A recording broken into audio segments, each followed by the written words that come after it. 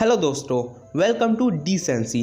दोस्तों, जैसे कि आप जानते हैं कि आज पूरी दुनिया कोरोना वायरस महामारी से सामना कर रही है और आज ये वीडियो अपलोड करते समय लगभग 2.5 मिलियन लोग कोविड-19 से अफेक्ट हो चुके हैं और उनमें से 1,80,000 लोग अपनी जान गंवा बैठे हैं। दोस्तों, आज की इस वीडियो में मैं आपको 5 ऐसे वायरस के बारे में बताने जा रहा हूँ जो न्यू कोरोना वायरस से भी ज़्यादा खतरनाक है और इनसे अफेक्टेड पेशेंट की मौत लगभग तय ही मानी जाती है। मुझे पूरी उम्मीद है कि आपको ये वीडियो बहुत ही पसंद आएगी। अगर आपको ये वीडियो अच्छी लगती है तो इस चैनल को आप ज़रूर सब्सक्राइब करिए, बेल आइकन को ज़रूर प्रेस करिए ताकि आप हमारे लेटेस्ट अपडेट मिस ना करें। तो दोस्तों, बात करते हैं पहले वायरस के बारे में। पहले नंबर पर आता है AIDS, acquired immune deficiency syndrome. ये बीमारी HIV से फैलती है। ये वायरस बॉडी के इम्यून सिस्टम को कमज़ोर कर देता है और HIV पॉजिटिव होने का मतलब है कि एड्स आपकी बॉडी में प्रवेश कर चुका है, लेकिन ये इसका मतलब नहीं है कि आपको एड्स है। HIV होने के 6 मंथ से 10 साल के बीच में आपको हो सकता है। HIV पॉजिटिव होने का तब पता चलता है जब उसके सिम्टम्स दिखाई देते हैं। और आपको पता है दोस्तों, 2019 के हिसाब से भारत में HIV से पीड़ित 2.1 लाख लोग हैं और 2017 के अकॉर्डिंग भारत 3rd नंबर पर आता है HIV के मामले में और 2015 में 69,000 लोग मर चुके हैं। अब हम बात करते हैं इसके सिम्टम्स के बारे में। आपको हफ्तों तक बुखार रहेगा, हफ्तों तक आपको खांसी रहेगी और आपका वेट कम हो जाएगा, मुंह में घाव आ जाएंगे, भूख नहीं लगेगी, लूज मोशन हो जाएंगे, स्किन पर जलन होगी, दाने आ जाएंगे और सोते समय आपको पसीना भी आएगा। और दोस्तों, आपको अब ये भी पता होना चाहिए कि HIV फैलता कैसे है। HIV किसी पानी, हवा या किसी कीड़े या किसी के नॉर्मल कॉन्टैक्ट से नहीं फैलता। अब आप लोग ये सोच रहे हो कि HIV फैलता कैसे है। जिस इंसान को HIV है वो अपना ब्लड डोनेट करता है तो उससे फैलता है, या वो किसी के फिजिकल कॉन्टैक्ट में आता है तो उससे फैलता है, या फिर जिस लेडी को HIV है और वो प्रेग्नेंट है तो उसके बेटे को भी HIV होगा। क्या दोस्तों, आप जानते हो वर्ल्ड हेल्थ ऑर्गेनाइजेशन ने कहा है 2018 में 7,70,000 लोग मरे थे ग्लोबली। और दोस्तों, आपको पता है HIV एक्चुअली 2 टाइप्स का होता है, HIV-1 और HIV-2। HIV-1 चिंपैंजी और गोरिल्ला से पाया गया है। HIV-1 ही एड्स के लिए जिम्मेदार है। इसको फर्दर MNOP ग्रुप में बांटा गया है। HIV-2 ये ज़्यादातर फिलीपींस में पाया गया है और अफ्रीका के बाहर ये नहीं देखा गया है। HIV को फर्दर A से लेकर H ग्रुप तक बांटा गया है। दूसरे वायरस का नाम है स्पेनिश फ्लू।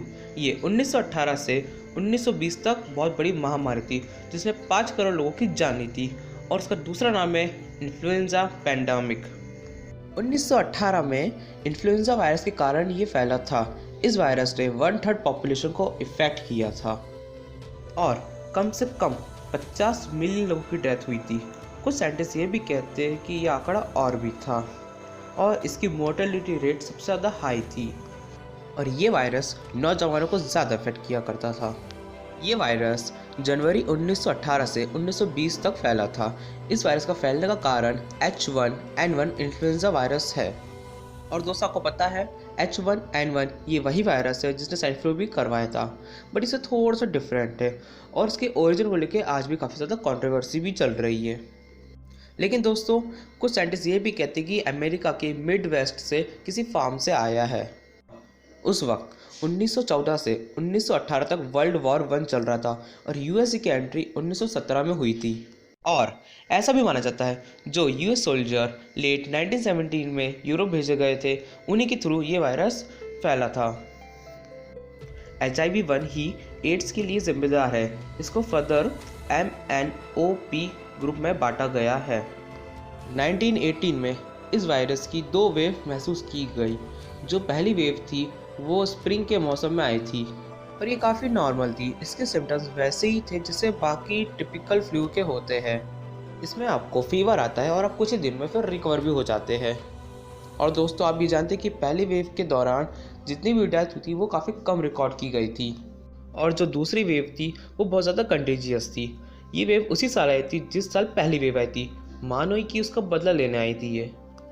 जिस भी इंसान को वायरस होता था उसकी कुछ ही घंटों में मौत हो जाती थी। उसके बाद उसका पूरा शरीर नीला पड़ जाता था और उसके लंग्स में फ्लूइड भर जाता था। इसकी वजह से दोस्तों अमेरिका में 1918 में ह्यूमन की एवरेज लाइफ में 12 साल की गिरावट रिकॉर्ड की गई थी। और दोस्तों 1929 ने यूएसए ने इसका इलाज ढूंढ लिया। तो हमारे तीसरे वायरस का नाम है इबोला। 1980 में इबोला एक गंभीर बीमारी का रूप धारण कर चुकी थी। इस बीमारी में नसों के ऊपर से खून बहने लगता था।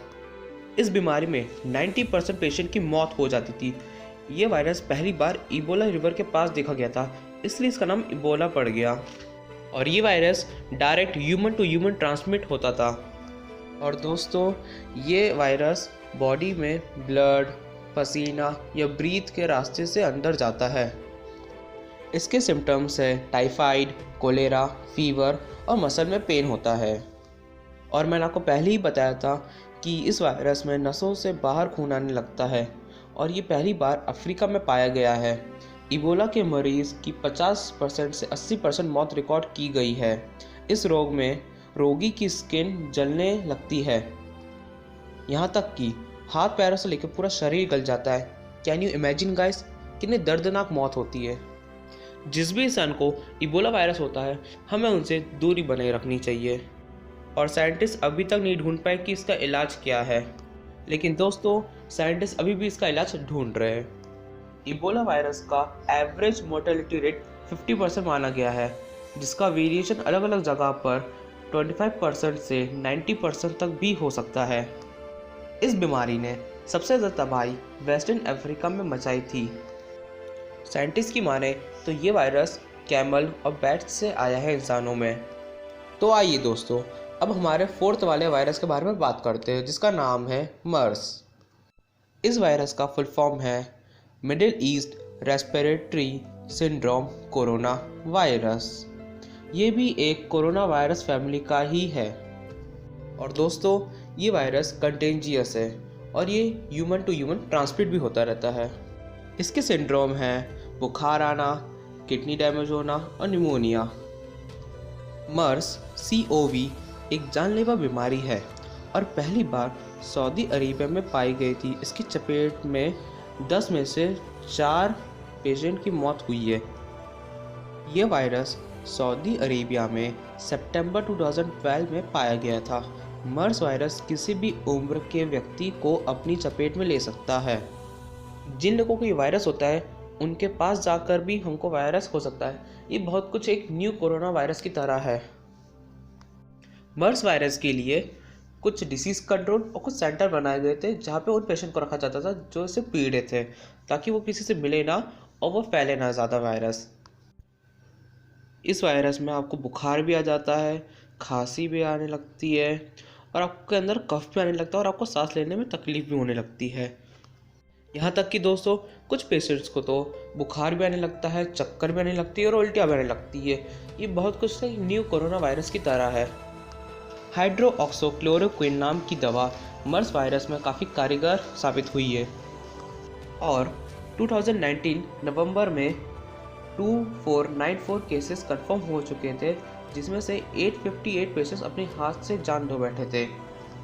जिसमें से दोस्तों मेजॉरिटी केसेस सऊदी अरेबिया में पाए गए थे, जो कि थे 2102 केसेस और इसका एवरेज मोर्टेलिटी रेट था 34.4%। तो हमारे लास्ट एंड फाइनल वायरस का नाम है हेपेटाइटिस बी। इस बीमारी को लोग बेसिकली जॉन्डिस और पीलिया नाम से भी जानते हैं। इसका असर बॉडी में धीरे धीरे फैलता है। इस बीमारी में लीवर कैंसर हो जाता है, खाना नहीं पचता है, भूख नहीं लगती है, कमज़ोरी भी आ जाती है और आंखें भी पीली पड़ने लगती है। ये बीमारी बॉडी फ्लूइड से भी फैलती है और ये जिस इंसान को होती है उसके साथ फिजिकल कांटेक्ट में आने से भी बीमारी फैलती है और ये जिस इंसान को होती भी है उसकी हम चीज़ें यूज़ करने से भी ये फैलती है। और वो जो इंसान होता है जिसको ये बीमारी होती है वो अपना ब्लड ट्रांसफ़र या ऑर्गन चेंज करवाता है तो इससे भी बीमारी फैलती है। और दोस्तों जब इसमें लीवर 70 to 80% डैमेज हो जाता है तो पेट में पानी भरने लगता है और खून की उल्टियाँ भी आने लगती है। दोस्तों इसकी वैक्सीनेशन के बारे में बात करें तो एनर्जिक्स बी, हैप्लीसेफ बी और रिकॉम्बिवैक्स HB को अप्रूव किया गया है by FDA, US food and drug administration ने। और दोस्तों आप जानते हो क्या, 80 to 90% बच्चे इन्फेक्ट होते हैं वो अपनी लाइफ के पहले ईयर में ही इन्फेक्ट हो जाते हैं, और 30 to 50% बच्चे जो बाद में चलकर अडल्ट होते हैं वो 6 ईयर की उम्र से पहले ही इन्फेक्ट हो जाते हैं। और हाँ दोस्तों, जाते जाते एक बोनस फैक्ट लेते जाइए। इस बीमारी ने 1/3 पॉपुलेशन इफेक्ट कर दी थी, जो कि थी 2 बिलियन। तो दोस्तों उम्मीद करता हूँ आपको ये वीडियो देख के आपको नॉलेज मिली होगी। और आपको कौन सा वायरस सबसे ज़्यादा खतरनाक लगा, please let us know in the comment section. तो दोस्तों मिलते हैं हमारी नेक्स्ट वीडियो में, तब तक के लिए स्टे होम स्टे सेफ।